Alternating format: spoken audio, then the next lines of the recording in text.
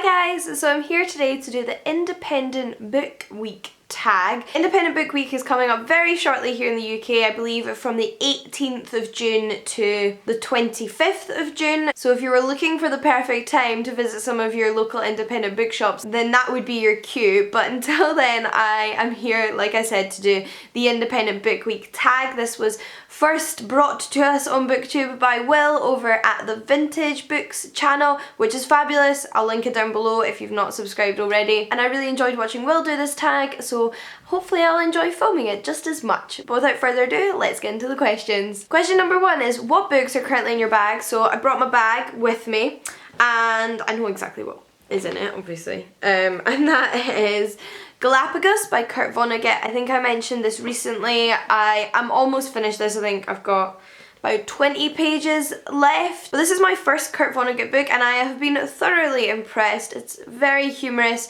quite dark humour, but it follows the passengers on a cruise ship whose cruise takes place at the same time as some major political unrest worldwide, and thanks to our omniscient narrator we know that they are destined to sort of found the new human race when their ship crashes on the Galapagos Islands. I would highly recommend this book. Yeah, definitely one to check out. The next question is, what is the last great book you read? Now, I feel guilty answering this again because I'm sure I've answered a question similar to this in a recent video and I gave the same answer, but I'm consistent. This is my answer. I haven't read anything else quite as good in the past week, and that is Everyday Sexism by Laura Bates. I read this right at the beginning of the year and it's a non-fiction book about everyday sexism, and I actually listened to this book on audiobook predominantly whilst I was down in London, and I would listen to it when I was on the tubes and the buses, and there were multiple occasions where I sort of had to kind of like cover my face with my eyes because I was starting to tear up on public transport, which is slightly embarrassing, but I think that has a lot to say about how powerful the book was and how moving it was. So definitely a truly great book. Gave that one 5 out of 5 stars. Question number 3 is, what book have you gifted the most? Now, I do try and pick individual books depending on who I'm buying presents for. I do buy most of the people in my life books as gifts when I'm trying to pick them a gift. But I try to think of a book I have given to multiple people, and I can think of at least 3 people I've gifted this book to, so I think it counts, and that is Daphnis and Chloe by Longus. I think my reasoning for gifting this to people is 50% selfish because I love it and I want more people to read it and gush over it with me. At the same time, that's a bit of a risk because they might not love it as much as I do.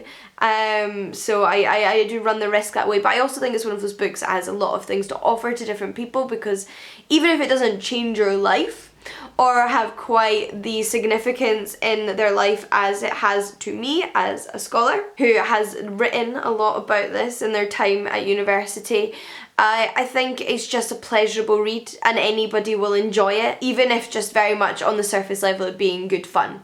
So I think it's got a lot to offer in that respect, and I also think it's a great access point to ancient literature because it's so incredibly accessible. It's like 80 pages long, it's a prose novel, it's a little bit of a romance, there's some humour in there, but it's also cleverly written. So I have bought this for people on numerous occasions, and I hope none of them have hated it. Question number 4 is, what is your favourite independent bookshop?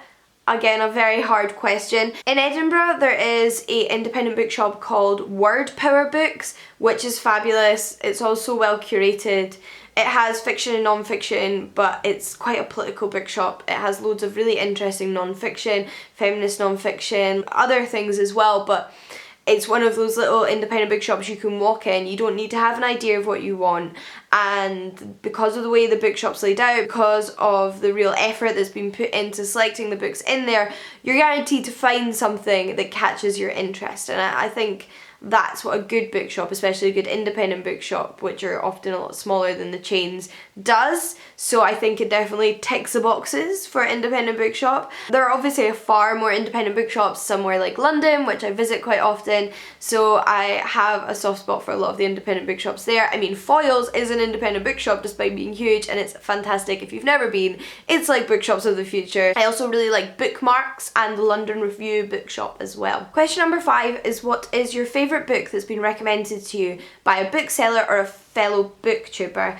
I've gone for Booktuber and I've also gone for two. These are both books that have just really stuck with me and I can remember specifically where I got the recommendation from, and the first one is The Day of the Triffids by John Wyndham. This is a book I picked up quite early on in my booktube experience. I didn't read it straight away, but I picked it up on the recommendation of Sana from Books and Quills, who adored it, and I have to say she's absolutely right. It's still my favourite John Wyndham to date. I think I've read 4 of his books.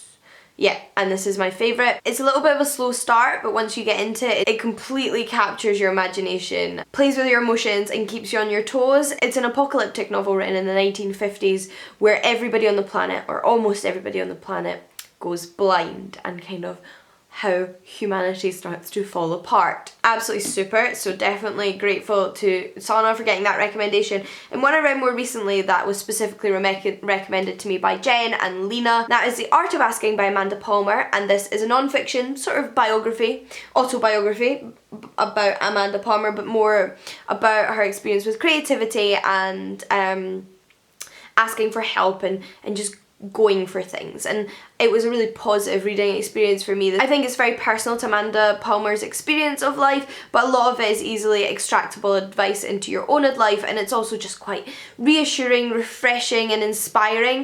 And I read it last year when I'd been having quite a difficult time and it really cheered me up, so really glad I picked this one up. Question number 6 is, what is your favourite bookshop memory? And I think as an adult, my favourite bookshop memories are going to bookshops with friends as a booktuber, since I've got involved in this wonderful online community of book lovers. Bookshops have sort of expanded beyond being a place of solitary wandering, which I still love. I still love going to a bookshop by myself and just wandering around and feeling relaxed and having a coffee. But I think but if I'm thinking of specific memories, I have all these lovely memories now of going on bookshop crawls with other booktubers, going to bookshops with my friends I've made on Booktube now, and experiencing that love of bookshops with other people. Some memories specifically outside of Booktube as well. I do have a friend, Jill, from university, who, although is in New Zealand just now, whenever we used to visit our uni friends in London, we would go and just try and find as many new bookshops as we could, which was so much fun. It was a nice thing that we liked to do together when maybe our friend we were staying with was at work, and it was just such a lovely experience, and I've found so many new bookshops all across London that way. Last year as well, I had a really wonderful experience in a bookshop with specifically Jen, Lena and Lauren, but actually with a lot of other booktubers. So when we were the Man Booker vloggers for 2015, we organised a little get together in the Edinburgh Bookshop, which is another wonderful independent bookshop in Edinburgh, where we went to the bookshop, hung out for 2 hours and just invited anybody that wanted to come along, and actually quite a few people turned up, and it was a really wonderful 2 hours. Had such a nice time, met some really lovely new people, bought some really interesting books. I think it's one of those experiences as well that just really encapsulates what bookshops mean to me now and what they've become in my life and what they represent. And yeah, so those are some of my favourite memories. Which leads quite nicely on to the next question number 7, which is, what do bookshops mean to you? And what do you love about them? Now I think my main answer to this is much like everybody else that I'm sure is doing this tag, and they're just such a wonderful place. They've always been a real comfort to me, and I love books, and they're just big buildings full of books, so I absolutely love them for that. When I think about what booktubers mean to me though, I do think about being a child, and when I was a child I had a bit of a breakdown with my mum one night about how all of my friends were doing things like they did ballet or dance or played the piano or the violin. They had sort of like a hobby, a skill they were learning outside of school. This is when I was in primary school, honestly. I'm not sure exactly how old I was, but I was in primary school. And I was like, I don't do anything like that. I don't go to clubs. And I was like, I want to do something. And my mum was like, but do you want to do dancing or play an instrument? And I was like, no. But I want a thing that like everybody else has. And she was like, well, what do you like to do? And I was like, well, I love reading. I mean, I already knew I loved reading. My parents had always facilitated me being able to go to the library on a regular basis and bought me books for birthdays and Christmases.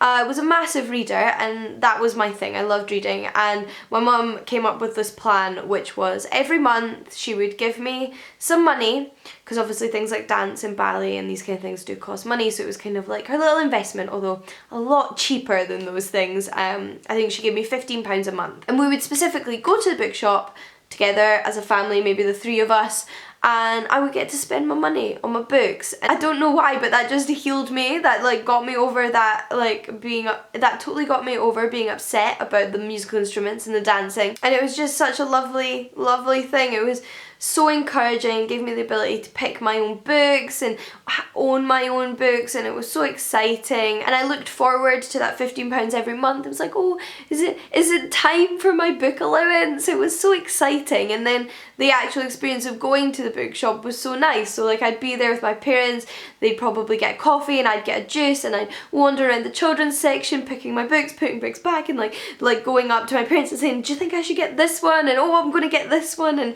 it was just so wonderful. And I feel like ever since then, bookshops have just been cemented in as one of the things I love the most. And I've never liked shopping. I'm not a shopper, but I love going to bookshops. They're completely different. So that's what bookshops mean to me, and that's why I love them. The next question is, what are the books that have made you? What books have influenced you or made you the person you are? I actually just started doing a blog post series on my blog about books that made me, funnily enough. I'll link the first post down below, which is on the Penelope ad. This book here by Margaret Atwood. I won't say much about it here because, like I said, I did a blog post on it, but I read this book when I was a teenager in my early teens. It was definitely one of the books that got me into adult literary fiction, although I'd read some before, but this kind of expanded my world of reading. It also inspired me to read more ancient literature, although this is obviously a modern retelling of a myth. Up until that point, I'd only ever really been interested in antiquity through documentaries about Egypt, going to the museum, reading Asterix and Obelix, watching Xena Warrior Princess. I'd never thought really to delve into the world of ancient literature, and this gave me the courage and the inspiration to do so. So I think this book had quite a big impact on me at that age. But I have to say, there's lots of books I read before that as a child that definitely contributed to the person I am today. Like Harry Potter has always been with me. It's definitely a massive part of my life. The books of Roald Dahl definitely made me think as a child, which I think is maybe strange to say, but I really think they did. They were such clever children's books. When I was a little bit older, maybe 9 or 10 as well, there was this book called The Breadwinner by Deborah Ellis, which is about a young girl who's a refugee from Taliban Afghanistan. That book was so important at that age, 9 or 10, in cementing my passion for politics and understanding the world around me and wanting to change things, and also opening the eyes of a child to the different experiences of people my age in different parts of the world. Question number 9 is, what books do you recommend readers gift to their fathers on Father's Day? Very difficult because dads are all different, although there's definitely some dad cliches that seem to hold true to most dads, but they seem to have different tastes in things. On most gifting occasions, I buy my dad Terry Pratchett books because they have been sort of in regular release.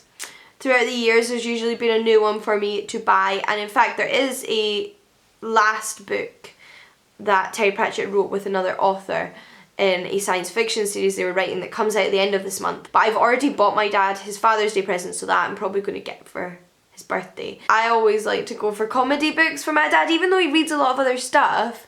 I feel like that's something we share as well. Like I like that it's a genre of book that we really share and like together, and it's actually something he introduced me to, so I like finding new things for him. And the book I bought him for Father's Day, which is coming in the post hopefully soon because Father's Day is soon, is the sequel to The Lies of Loch Lamora by Scott Lynch. I haven't read The Lies of Loch Lamora yet, but I have started it, my dad's copy, but my dad didn't realise there was a sequel. And through Booktube I know that there's sequels, and I was like, Dad doesn't know there's sequels, so I've ordered him the second book in the series. And last but not least is, what book is currently on the top of your TBR pile? Well, I just filmed a summer TBR video, but the book I think I'm about to start reading isn't on that video because I just downloaded it on audiobook, and I plan on actually listening to it next time I'm listening to an audiobook. So I'm going to go straight for it because I'm really excited for it. And it's The Establishment by Owen Jones. It's a non-fiction book. Owen Jones is a UK journalist who I really admire. I think he presents information in a really clear and accessible way, and I think he's just very considerate in the way he thinks about things. And this book is about, like the title says, the establishment. It's what is the establishment? Who are these powerful people in society? And what do they do? I haven't read it, can't say much more about it, but I'm super excited to start listening to the audiobook, so I would say that is at the top of my TBR pile right now. Those are all the questions, however. I hope you enjoyed this video. I hope it's not ended up too long. I know it's almost half an hour, so hopefully I can edit that down a bit, but I should probably tag some people. So I will tag Lauren and the books. I will tag Taylor from Leatherbound and Rincey from Rincey Reads. I would encourage all of you to do this video though. I think it's a really fun tag and it's nice to talk about bookshops, I think. So until next time guys, happy reading and I'll see you again soon. Bye! Hi guys, so I thought I might like to do a summer TBR. I don't do monthly TBRs because I'm just not that structured with my reading, but there are a few books that are really high up on my TBR list that I really want to get to soon, particularly during the next 3 months.